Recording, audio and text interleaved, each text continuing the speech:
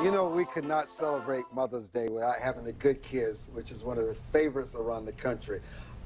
Joshua and E. Clay, along with their mothers, Erin Izikoski and Angela Saylor. Now, you know we had to have you on the show today. Happy Mother's Day. Thank you. So, I saw where your father is somewhere in Romania. In Eastern Europe, but that's okay. It's Mother's Day weekend, and we want to celebrate. Now, you both are young mothers.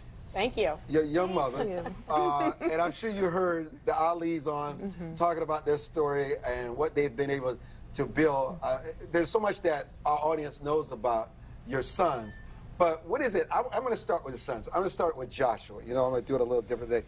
Joshua, how old are you, Joshua? 13. 13. Tell us, for someone who's 13 years old, what is so special about your mother? Well, she's very determined and hardworking, and always makes sure the things get done that need to get done, and then comes the fun. She always makes sure that what gets done needs to get done, and then we can celebrate and have fun. So she knows how to get the job done when it needs to be, but she also knows how to have fun. What do you think she has the greatest influence on you? Well, she helps me with a lot of things, and she influences me on, she always helps when I'm preparing for the show, because this is a very important thing for me and for her, so she influences that. And then she always influences how I talk, because I've started to talk like her, which my friends don't always enjoy, but... So, don't we just love our kids? So, E. Clay, what is so special about your mother? I know you're embarrassed, and I look at her, they're embarrassed. Talk about your mother.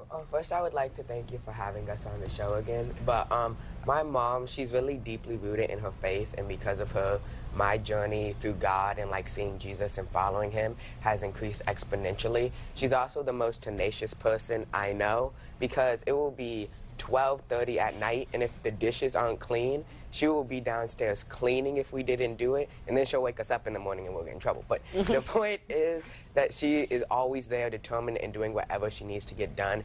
And she's the most selfless person. She will skip getting her nails done, getting her hair done, having her own time with my dad to take us to practices, to help us with our homework. So I would like to thank you for being my mother, Mom. Oh, Mom. You know, when you hear, I know, I know, listen, I get it. When you hear this, you know, and yes, I get it. You know, it has to be the most important remarks or words that you could ever hear. It is. And Armstrong, thank you so much for doing this show and for allowing us to come. You know, you're in it with your kids all day long, and you've got your sleeves rolled up, and there are these special moments throughout the year where you see and you know, and it's confirmed that they're actually listening to you, where you can see in their achievements that the time that you spent and the prayers that you've prayed, that it's all coming together. I think, though, for me, God has often used my kids to get my attention, and they are the ones where I am really the happiest with determining. My happiness is really driven by how happy they are at a given moment, because my mind is always trying to figure out what's next and what they need next in order to make their lives fulfilling and to make them good citizens for our country. You know, Erin, E. Clay mentioned something. Faith, the spiritual journey, has all to do with character, understanding right from wrong, knowing how to treat people, how to be respectful. Absolutely. And how to listen to your parents, not just when they're around, but more importantly, when they're not there. Right. We talk about integrity a lot in our family. Grew up military, grew up in a very religious family. But it's the integrity. It's what you do when I'm not there to remind you what you're supposed to do, and then also after. So we slip, we fall, we do something that's maybe not in line with who we want to be or the character that we want to demonstrate, and then that's that conversation after the fact. Where did we go wrong? How do we correct it next time? And how did it affect other people, your other family, your friends, your peers? So we spend a lot of time talking about integrity in our family. You know, E. Clay, I guess sometimes I have to go a little deeper in these conversations because I respect the fact of what I see in your parents through you and Joshua. It's just the sophistication and the advancement. So obviously, as young men, you don't need your mother to be perfect. You don't mind them being human because you understand that. And sometimes mothers work so hard because sometimes not let their kids down. But I get the impression with you and Joshua, it's okay if your mother lets you down every now and then. It's okay if you don't always get what you want. And why is that important for young people who seem to be spoiled to understand that a parent does not have to be perfect and always has to be right and can contradict themselves every now and then? Because my mom and I are so deeply rooted in our faith, we see like our walk in life trying to live like Jesus every day, and we know that we have human flaws and we know that we'll make mistakes. But if I ask my mom for something and she's like, no, you can't have it, that's the end of the conversation. I don't ask any questions because I know she has my best intentions for me. Boy, I want to tell you, it's getting heavy up in here. Joshua, and you and your mom? Well, I agree with you, Clay. They can let you down here and there because they're just human, and so are you, because you've let them down here and there, as we all know.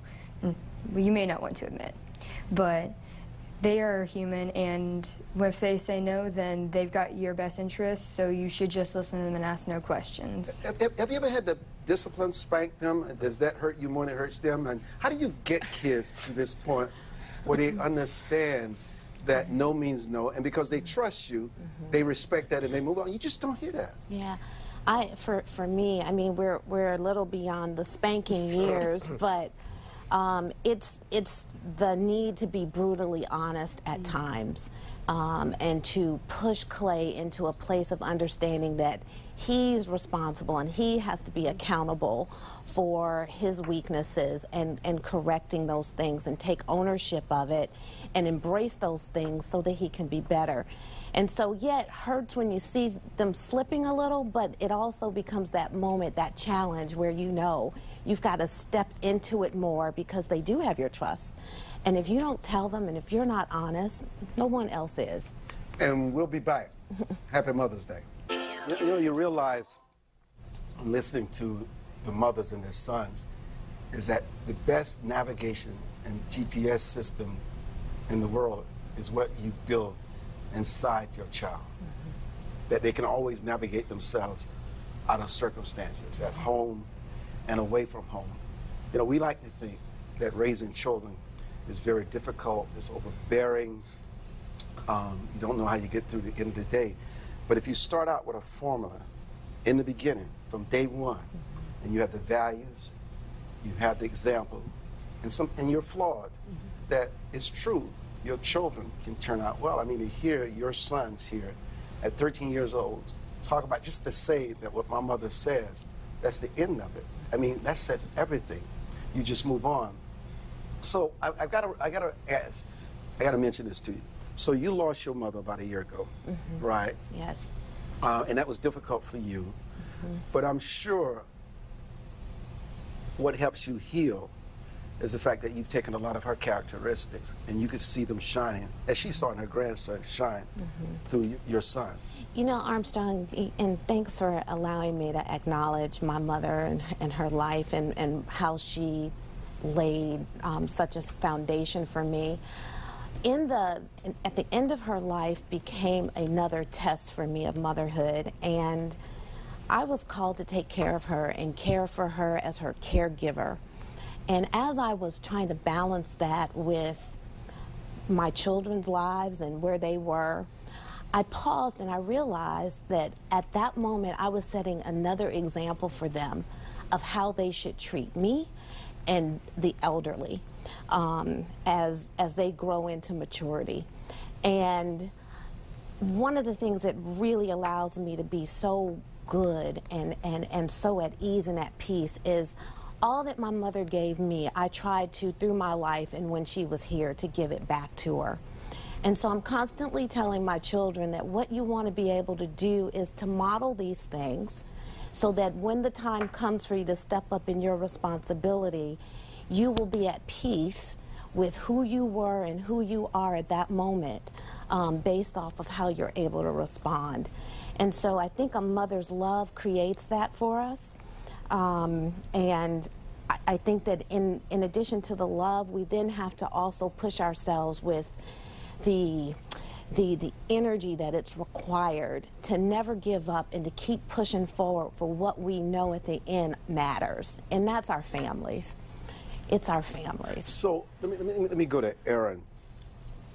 You know, while we celebrate Mother's Day, and yes, it's an emotional day, it should be. Let's understand, I don't apologize for that. I think this is a powerful dialogue, and it's very moving, and it also shows us that there's so much progress in America with our children that we don't celebrate and talk about enough. But how do you prepare young mothers for motherhood? I was a young mother. Joshua was born when I was very young, and I went ahead and engulfed myself, and this is what I was. This was one of my identities now. And you have to make those choices every day. Every day, whether you're 21 or 37 when you have your child, if you are living for your child and living for yourself, because they are that reflection. And everything I did was to make my children better and stronger than I was, as my parents and my mother and my father did for me. But to young moms, you can do it, and you're doing it well. People don't tell moms enough you're doing well. There's books on how to be moms, there's judgments on what you should be, but no one just says, you're doing a good job. You're doing the best that you can, whether it's 2 jobs or 1 job, or I'm a working mom, so I don't go to everything that I wish I could. And then there's stay-at-home moms who think, well, other moms are judging me because I don't go to work. There's no measure of success except how you love and teach your children. You know, I will tell you, of course, you know, I lost my mother a year ago. What I think I realized here is that people go through life and they don't really understand the gift that they have, especially when you have a good mother, a mother that's willing to sacrifice. And sometimes when you shed tears not because you're sad, because you always realize that what they gave, because you couldn't be who you are today without your mother. And it's so amazing that these young men here understands the joy that they have and the gift that they have. What about and I don't think you're exceptional. I don't think it's unusual. I think you probably know many parents who are similar to your parents, right, E. Clay? Well, I see, as she said earlier, that being a mother is just like doing the best that you can and always being there for your child. It doesn't matter about the materialistic things you give them. It matters about the morals and characteristics that you give on to them and let them see from you. And it matters how you live your life so they can follow and be a reflection of you. Joshua? I agree. You learn from your parents, and so if your parents are well, you'll be well. And so your parents just try to be the best they can, so that way you are a reflection of them, so that way when they do something good, you'll go out and do something good, and then that may continue, and someone who sees you, who you've become, they may become a reflection of you if they're younger. Like my little sister, if she does something good, I'll do something good, and maybe my sister will do something good. So it just continues down, and so it may start with your parents, it may start with above them, and they may pass that on to you as well. Yeah, here's the good news. And how old are you? 14. And you're? 13. 13. When you make the sacrifices, you do the hard work, the discipline, and it's not always easy. There's a lot of tears. Sometimes it doesn't always go the best between you and your husband. You don't know how you're going to get through the next day. But when you put your kids first, instead of being selfish and all about you, this is what you expect. And this is God's gift to you for being a mother.